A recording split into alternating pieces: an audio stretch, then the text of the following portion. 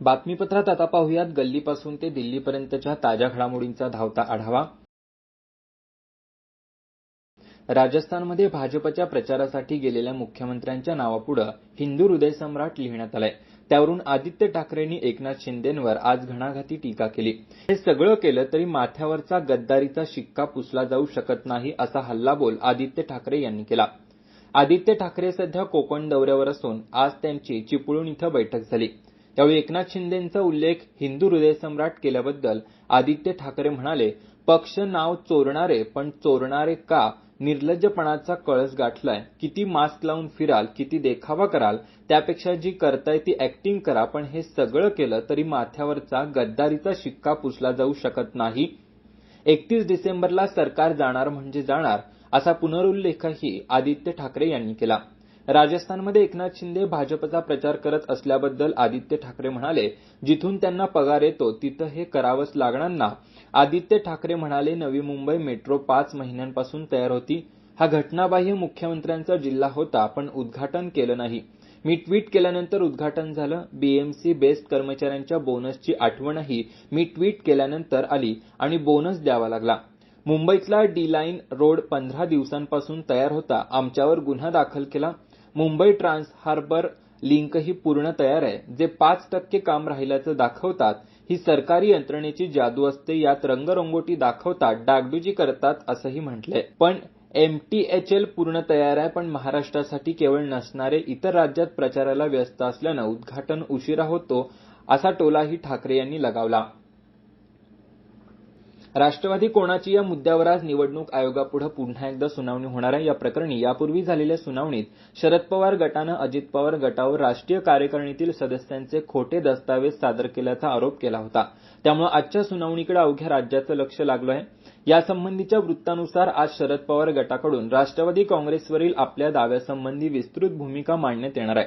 त्यासाठी आयोगाकडून त्यांना जवळपास 4 तासांचा अवधी दिला जाण्याची शक्यता आहे. उल्लेखनीय बाब म्हणजे आजच्या सुनावणीत संख्याबळाच्या मुद्द्यावरही युक्तिवाद होण्याची शक्यता आहे.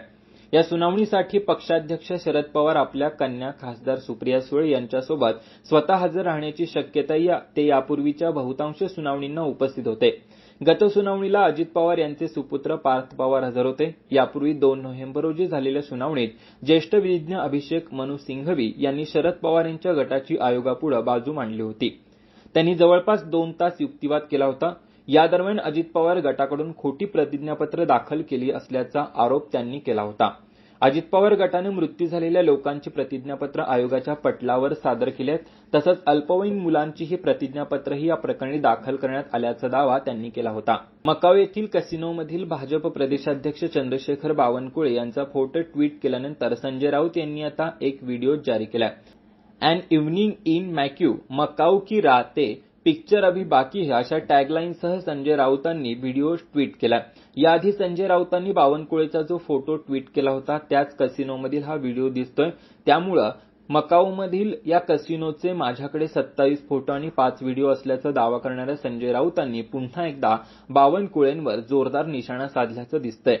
त्याला चंद्रशेखर बावनकुळे आणि भाजप काय प्रत्युत्तर देणार हे पाहणं महत्वाचं ठरणार आहे. संजय राऊत यांनी सोमवारी भाजप प्रदेशाध्यक्ष चंद्रशेखर बावनकुळे यांचा एक फोटो ट्विट केला. त्यात बावनकुळे कथितपणे जुगार खेळताना दिसून येतात. अवघा महाराष्ट्र पेटलेला असतानाही महाशय मकाऊ येथील कॅसिनोत जुगार खेळते अशी टीका राऊतांनी केली होती.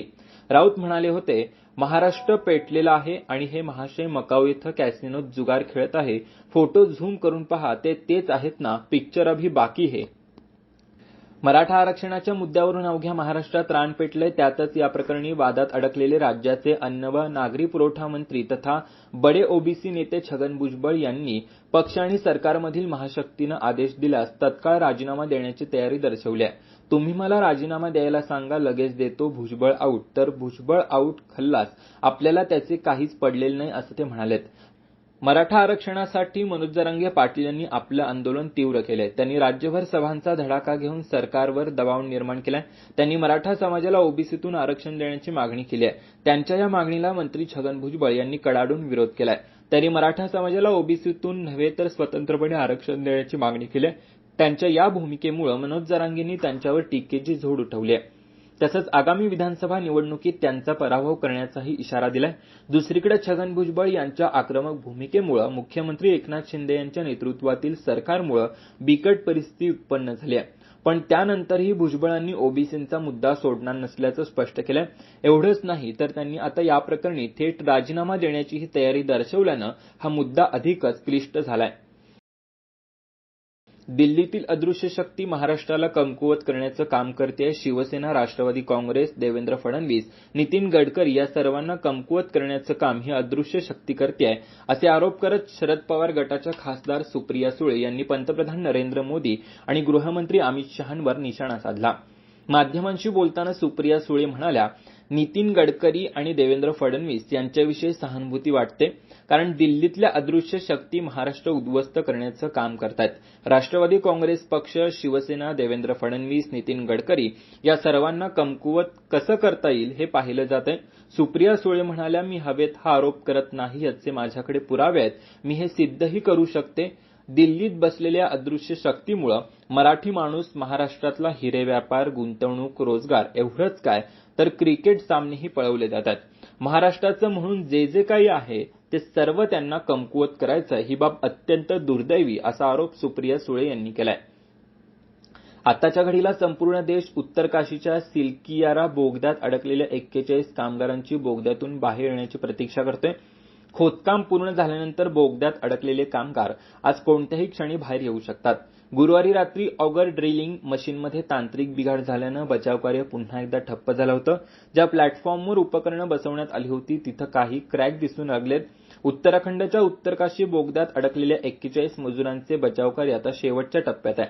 बोगद्यात अडकलेल्या 41 मजुरांना वाचवण्यासाठी बचाव पथक अगदी जवळ आले. आज शुक्रवारी बचावकार्याचा 13वा दिवस आहे. आता कामगार आणि बचाव पथक यांच्यात काही मीटरचं अंतर राहिलंय. याआधी गुरुवारी अशी वेळ आली की काही तासात हे बचावकार्य पूर्ण होईल अशी शक्यता होती, मात्र काही तांत्रिक कारणास्तव खोदकाम थांबवावं लागलं. शुक्रवारी पुन्हा एकदा बचावकार्य पुढे नेण्याची प्रक्रिया सुरू करण्यात आली आहे. एसटी कर्मचारी सहकारी बँकेचे 14 संचालक कालपासून नॉट रिचेबल झालेत. त्यामुळे गुणरत्न सदावर्ते यांना धक्का बसलाय. संचालक मंडळाच्या बैठकीत 19 पैकी केवळ 5 संचालक हजर होते. गैरहजर असलेले सर्वजण सदावर्तेंच्या विरोधात गेल्याची माहिती सूत्रांकडून मिळते.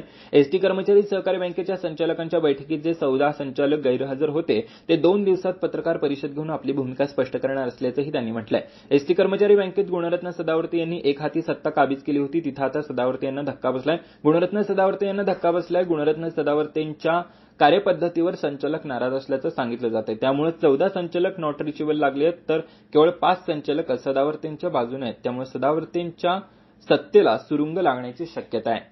शालेय आणि कनिष्ठ महाविद्यालयीन टप्प्यातील महत्वाच्या अशा बोर्डाच्या परीक्षांच्या पॅटर्नमध्ये मोठा बदल केला जाणार आहे. इयत्ता 10वी आणि 12वीच्या विद्यार्थ्यांच्या परीक्षा पद्धतीत हा बदल केला जाणार आहे.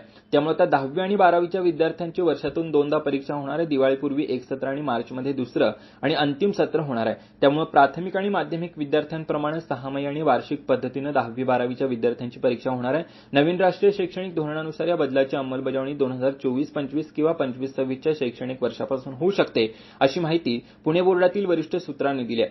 10वी 12वीच्या परीक्षा या विद्यार्थ्यांच्या पुढील शैक्षणिक आयुष्यातील महत्वाचा एक टप्पा आहे. त्यामुळे या परीक्षांची विद्यार्थ्यांना आणि त्यांच्या पालकांनी मोठी चिंता असते.